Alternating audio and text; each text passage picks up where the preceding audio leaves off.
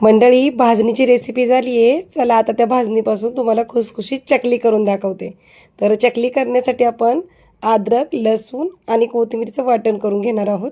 तीळ आणि ओवा घालणार आहोत. मी चकली मसाला वापरत नाही. हे घरचे जिन्नस वापरून आपण छान सुंदर चकली बनवणार आहोत. तर बघा, चकलीची भाजणी घेतली आहे मी 1 किलो. त्यामध्ये आपण मोहन घातलेला आहे. मोहन अंदाज असा घालायचा की पिठाची मूठ वळली पाहिजे नाही. तर बघा, सगळे जिन्नस घालून झाले आपले. लाल तिखट, हळद, ओवा, आपण घेतलेलं सगळं ते वाटण, हे सगळं घालून पीठ आपण दाटसर मळणार आहोत. मऊसर मळायचं नाही, त्याने चकली मऊ पडते. तर बघा, जवळजवळ हे पीठ मळायला नाही 10 ते 15 मिनटं लागतात. तर किती सुरेख चकल्या होतात ते पहा. ह्या चकल्या अजिबात बिघडत नाहीत, तेलात सुटत नाहीत आणि खूप खुसखुशीत होतात.